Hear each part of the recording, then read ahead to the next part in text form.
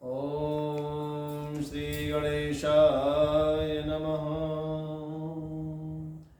ओम श्री वेदपुरुषाय नमः। ओम श्री गुरुचरणं कमलेभ्यो नमः। वर्णानां मृदशंघानां रसानां छन्दसामपि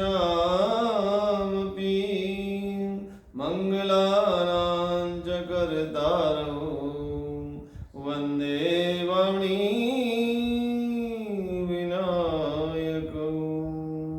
भवानी शङ्करौ वन्दे श्रद्धा विश्वासरूपिणौ। याभ्यां विना न पश्यन्ति श्रद्धा स्वान्तहस्तमीश्वरम्। आपदामपहर्तारं दातारं सर्वसम्पदां लोकाभिरामं श्रीरामं भूयो भूयो नमाम्यहम्। अखिल ब्रह्मांड नायक परमात्मा भगवान श्री शिव और अनंत बलवंत श्री हनुमंत लाल जी महाराज, आपके पावन चरणों में दास का सत सत नमन।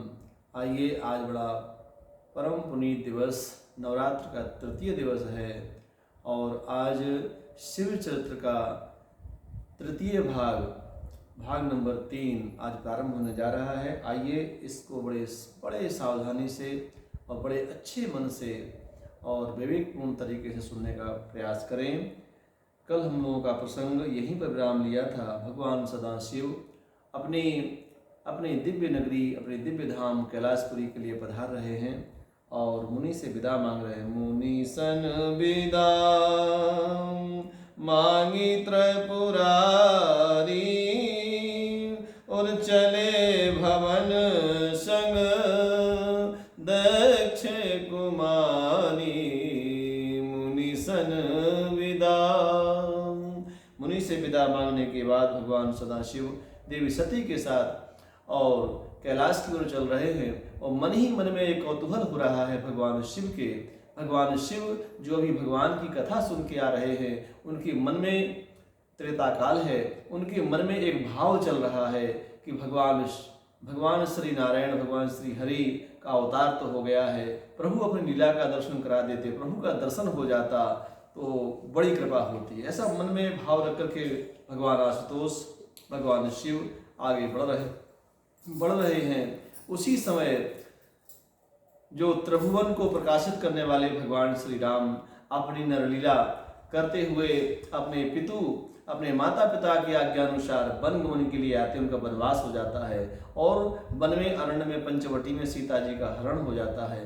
हरण के बाद भगवान राम उस लक्ष्मण जी के साथ सीता जी खोज में जंगलों में घूम रहे हैं और लताओं पताओं से, खगों मृगों से, वृक्षों से माँ सीता का पता पूछ रहे हैं। हे खग मृग हे मधुकर श्रेणी और तुम देखी सीता मृग नैनी। हे खग मृग हे। लताओं पताओं से प्रभु श्री राम सीता माँ का पता पूछ रहे हैं और ये दृश्य चल रहा है, लीला प्रभु की चल रही है। उसी समय भगवान शंकर ने जब राम जी का मन में चिंतन किया और राम जी का सुंदर स्वरूप का जब दर्शन हुआ तो भगवान ने उसी समय भगवान शिव ने और भगवान राम को प्रणाम किया, लेकिन लीला में विक्षेप ना हो इसलिए भगवान शिव ने मन ही मन उसी स्थान से प्रणाम किया। शिव जी राम जी के पास नहीं गए और वहीं से सती के साथ प्रणाम करते हैं। जय सच्चिदानंद जग पावन, जय सच्चिदानंद जग पावन।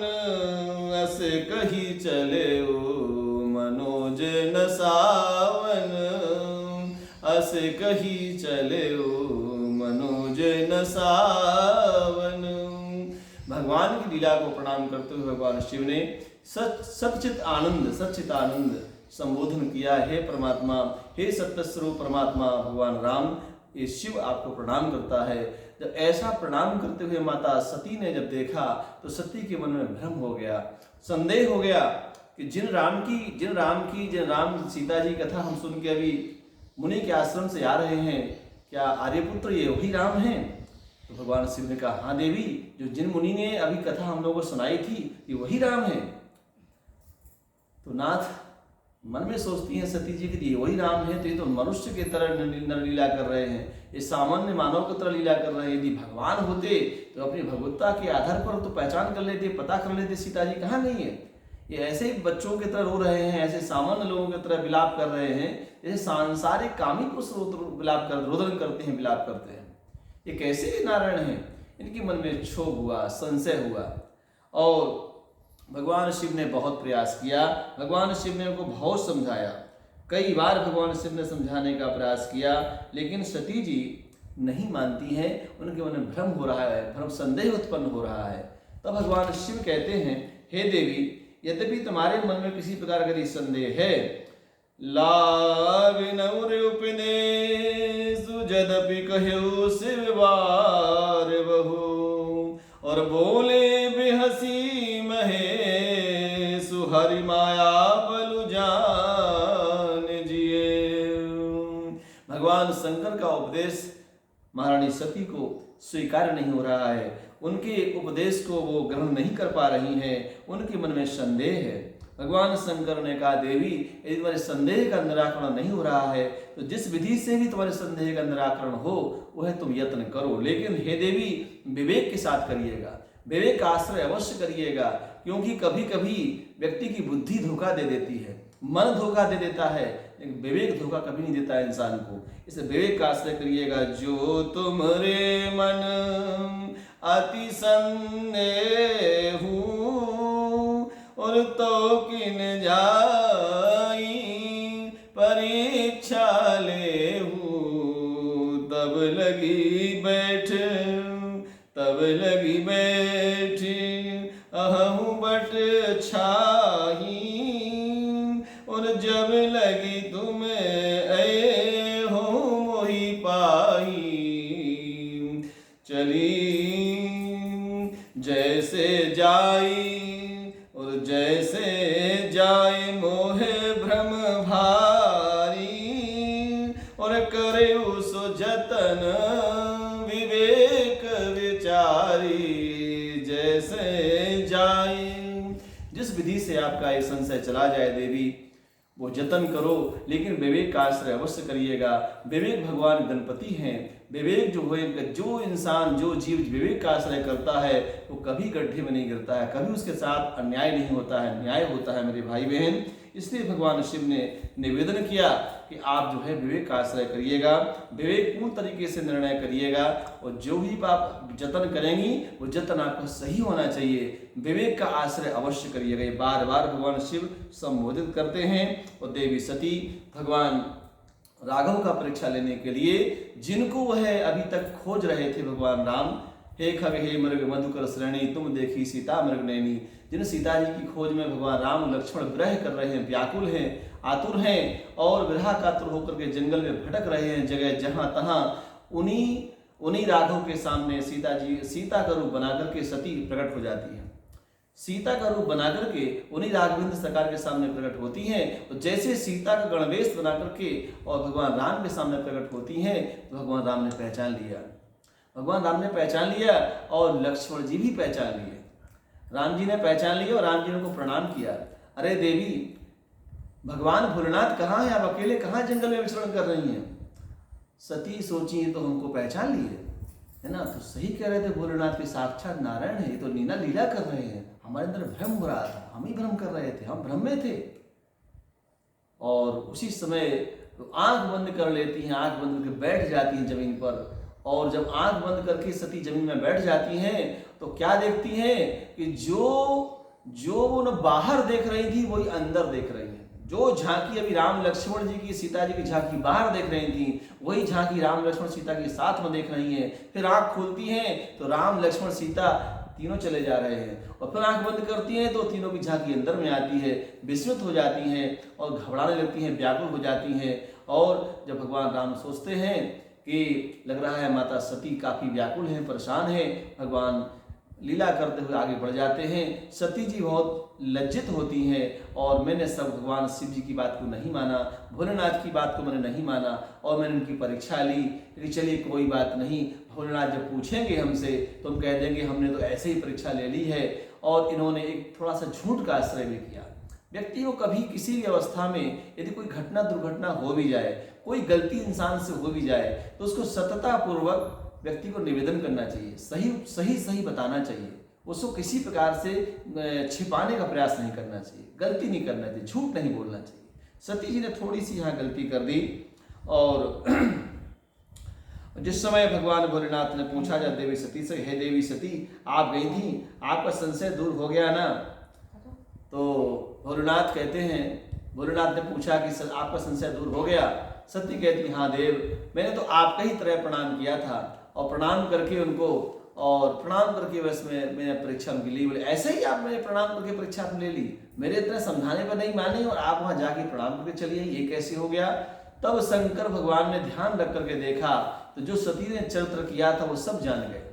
तब शंकर देखो धरि ध्याना, सती चरित्र की ने सब जाना। जो उन्होंने किया था वो भगवान शिव सब जान जाते हैं। जब समझ जाते हैं उसी समय शंकर भगवान ने अपने मन में एक संकल्प किया है, और वो संकल्प ऐसा किया है तो आज के हमारे आप सभी लोगों के लिए सराहनीय है, प्रशंसनीय है, आदरणीय है, आचरणीय है। क्या उन्होंने संकल्प किया था?